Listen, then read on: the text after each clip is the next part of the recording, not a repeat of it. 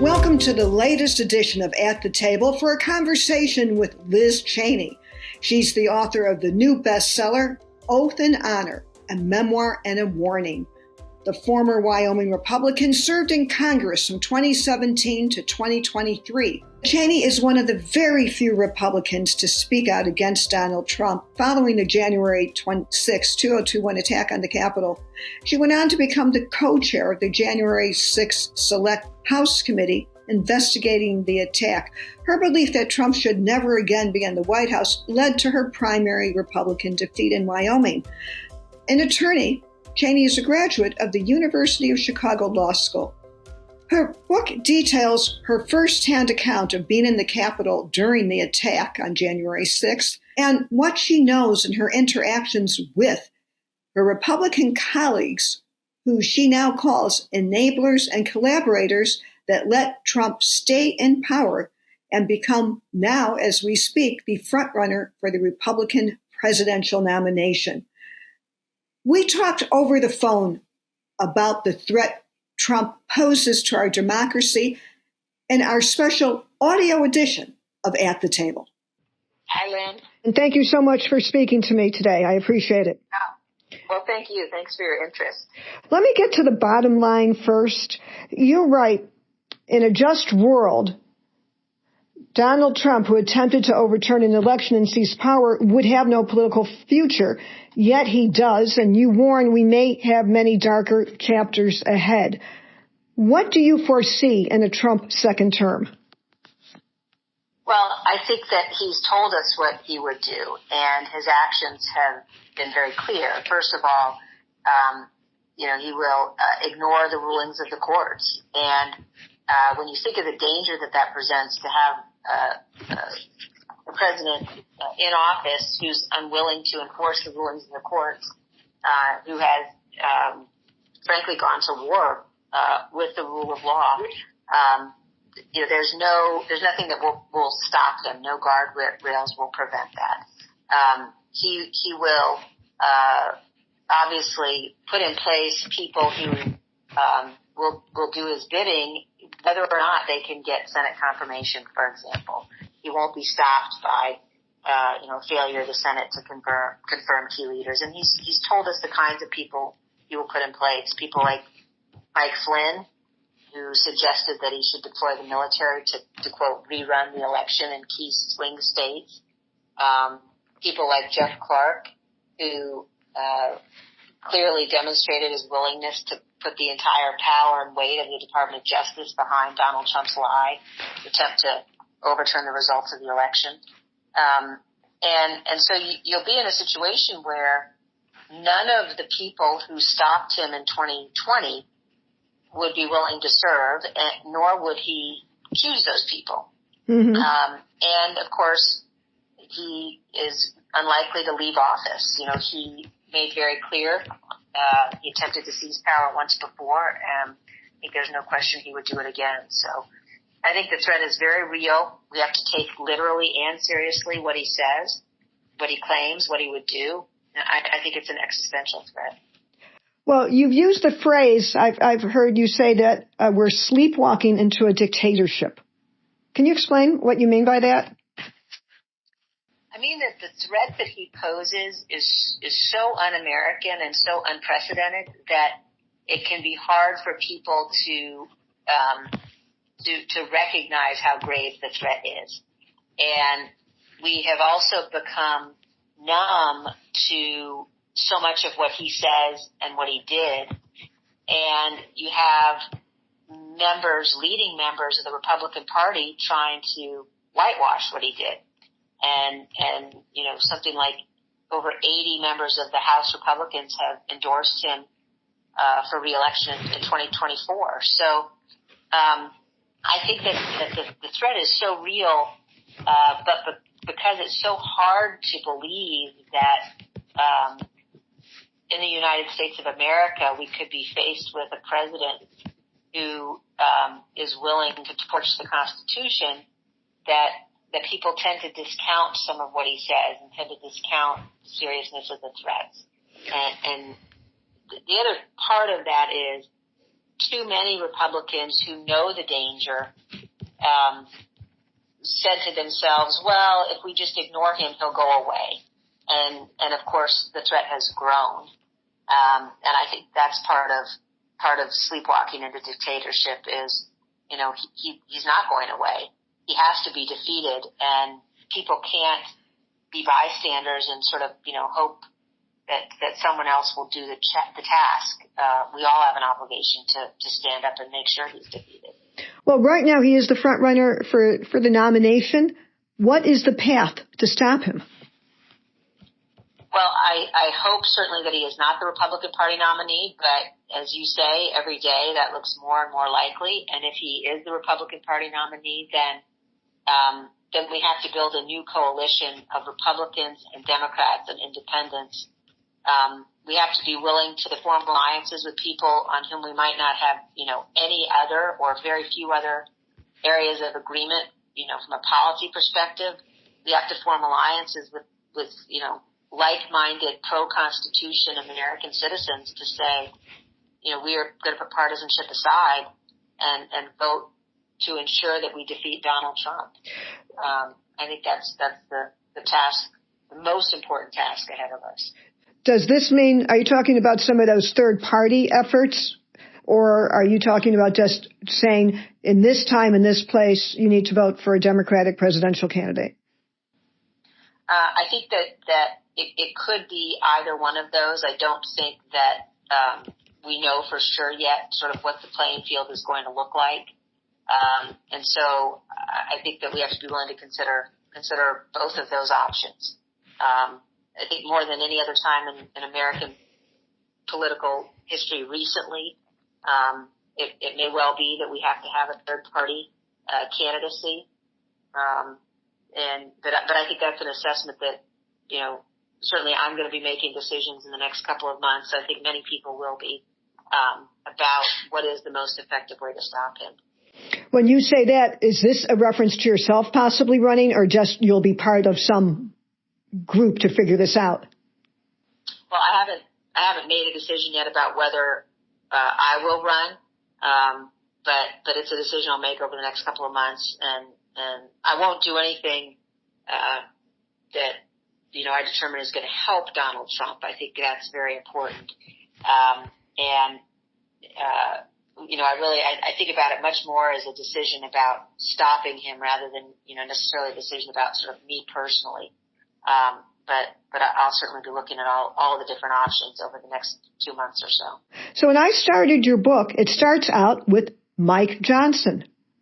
Mike Johnson was unknown to most Americans before he became Speaker. Yet, am I right? You started the book not knowing you were writing about a man who would be Speaker. Yeah, that's correct. I actually finished the book and sent it to the printer in early September, and had no idea that he would be the Speaker of the House. But I was so concerned about the role that he played, and the combination of I knew him so well, I considered him a friend. We were elected the same year. Our offices were actually right next door to each other in the Cannon House office building. And I had thought that he was an honorable person. But both the process of watching him act in ways that he knew to be wrong with respect to the amicus brief, making arguments that had no basis in law, convincing members to sign on to an amicus brief that made assertions of fact for which there was no basis and which both state and federal courts had rejected previously. It was very destructive. And then, again, watching him operate with respect to objecting to electoral votes and watching him develop this standard where, he would acknowledge that Congress wasn't the court of last resort. Congress couldn't make, findings of fact or determinations about fraud in these elections. He would make that assertion, which is true, but then he would turn around and say he had this legal standard that he'd become convinced. Since we had become convinced that states violated the Constitution, then we in the House can throw out electoral votes and throughout the votes of millions of Americans. And of course, it was a stunning assertion and a stunning claim that, again, has no foundation in our Constitution, certainly. So he now wields the gavel. He's not just an election denier, like so many Republicans are. He is one of the architects of the plot to have the fake electors.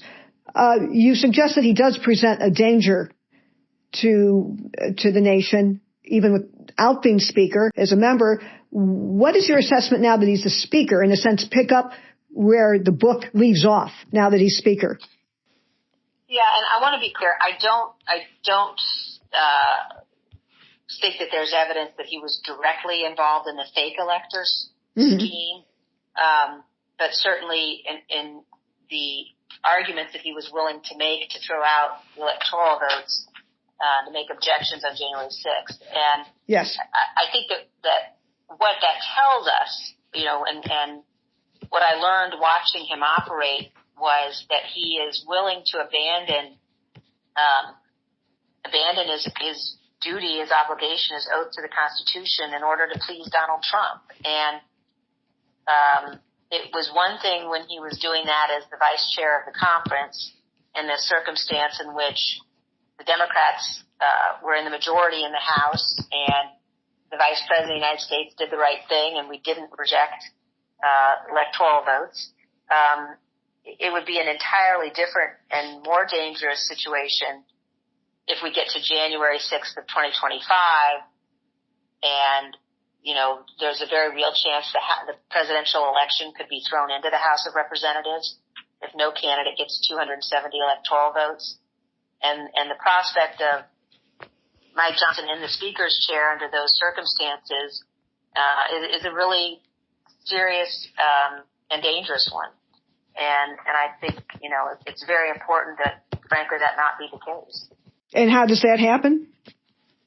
Well, I think we've arrived at a point where we can't count on a group of Republicans elected in the House to defend the Constitution.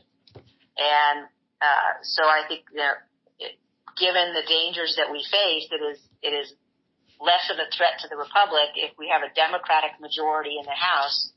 And I say that with no pleasure, given my very significant policy differences on many issues with the Democratic Party. But I think given the hold that Donald Trump has over today's Republican Party, and given the power that the next Speaker of the House will have, especially if there's a contingent election, it's really dangerous if the Republicans maintain the majority. So on the point of Donald Trump's hold, one of the phenomenon here is that you could tell, and you write about this, I think I'm paraphrasing you, you can tell people facts and they don't believe you. You write that at the end of the January 6th, or the testimony in the hearing, you reach the unavoidable conclusion. No person of even reasonable intellect who heard the information could believe that Donald Trump had won the election by Congresswoman, but they did, and they do. Yeah, and I think that is absolutely true with respect to a group of people within the Republican Party. And I think there's a certain percentage of people in the Republican Party that will not, ever believe otherwise.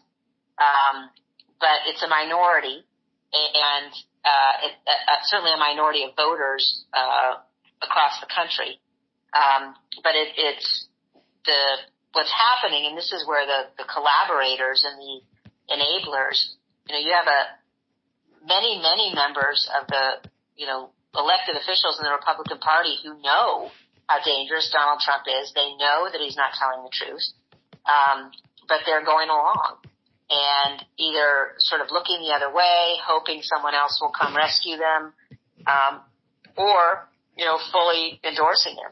And I think those people have to be held accountable as well. And I think that's why we're at this moment where we have to form an alliance across party lines to make sure that we can mobilize the majority, those people who understand that he can't be returned to office.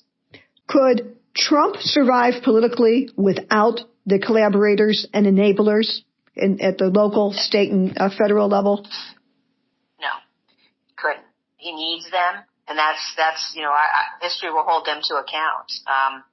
Because if Republican elected officials in the House and Senate had been willing, to do their job, had been willing to say what seems to me to be,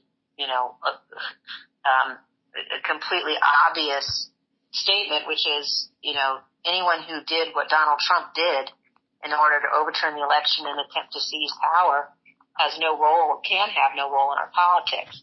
If more of them had done that, then he would be sitting on the sidelines today. And I think that, it's really important for people to understand that he can't act alone, and that there are too many Republicans who have been willing to placate and enable what he's doing, and that's very dangerous. To close a loop on denying him a chance to win the White House again, do you see any chance for Nikki Haley, who's getting a little bit of momentum, being in a position to overtake him? I think it's possible that, it's possible that he might not be our nominee. I don't want to comment on other candidates specifically, but I do think it's certainly not, that the race isn't over yet. As you know from covering politics, we haven't had anybody cast a single vote, and many things can happen. So I don't think it's a done deal. I think that though, I have real concern about candidates who have said that they will support him. Frankly, a number of Republicans have said they'll support him, even if he's convicted. And I think that, again, that tells you how much work has to be done, either to salvage the Republican Party or to build a new party that can truly reflect conservative values and principles. So the Republican Party, as you know it, as your family knew it, your father and mother know it, would you say it's dead, it's different, it has already been transformed? Does it exist? It's certainly descended into a really destructive place, and each day that goes by, makes it less and less likely that it can be resuscitated. Now, Jeremy said we would have 20 minutes, and we have a few minutes left, and I want to shift gears because you are a graduate of the University of Chicago Law School. I am the Chicago Sun-Times reporter talking to you. Yes. Can you tell me a little bit about your Chicago life? You were there, 3 years in law school? Do you have any Chicago takeaway? Well, it was a very special time. My first daughter was born at the end of my first year. She was born at the University of Chicago Hospital. And so it's a time that I remember with great fondness. I loved being there. I loved Chicago. And it's also a place where, I learned a tremendous amount. One of my favorite professors when I was at the University of Chicago Law School was Elena Kagan, who she was my civil procedure professor. Uh-huh. And I especially admired her as a professor because she never let politics into the classroom. And anytime the discussion sort of started heading down that path, she would always stop it and bring it back. But she was a wonderful professor. But it was interesting because there were a number of University of Chicago Law School grads, one of whom I hired to work with me on the investigation, named Joe Maher, for example. He was the acting general counsel at the Department of Homeland Security. He graduated a few years after I did. But the Chicago Law Connection, of course, Judge Carl Nichols was a classmate of mine. He heard a number of the cases. Greg Jacobs, who was Mike Pence's counsel, was also a graduate of the law school. And, of course, John Eastman, was a graduate of law school. Noel Francisco, who represented Bill Barr in front of the committee and who was the Solicitor General for a couple of years, was also a classmate of mine at Chicago. So it's been a very important and influential place in my life and in the life of our country. Do you remember where you lived in Chicago? What neighborhood? My husband was already practicing law. He had an office, actually in what used to be the Sears Tower. And, I don't remember what it's called now, but, we lived near Navy Pier. So we lived actually on McClurg Court, right by Navy Pier. I know. That's where the Sun-Times is headquartered now, on Navy Pier. Oh, is it? Yeah. Only because, again, this is a Chicago audience. Is there any Chicago place or thing that speaks Chicago to you? A food, a place, a neighborhood, or something that... Well, my life there was so much centered around the law school. Okay. And so I would say, obviously, Hyde Park and all the areas around the law school. The other thing that I did, which was kind of unconventional, when I was at the law school, you could take classes outside of the law school. You could take 2 classes to get credit for outside the law school. And so I took classes on Egyptian archaeology at the Oriental Institute, and loved that. Loved getting to go over and spend time in the library there and have a chance to do something completely unrelated to the law, but for which Chicago is also a real center of scholarship and learning. Well, I thank you very much for this, and I would be remiss if I didn't ask you if you keep up much with Adam Kinzinger, who just had his own book out. He was your colleague on the January 6th. Yeah, no, Adam is a terrific friend and somebody who, was unwavering in his willingness to stand up and do what was right. And so we keep in regular touch. Okay. Anything else you'd like to say? I think we have wrapped up a lot of what I wanted to cover. No, I think that's everything. But thank you so much. I really, really appreciate your interest and your time. And I appreciate your giving me the time very much. So long.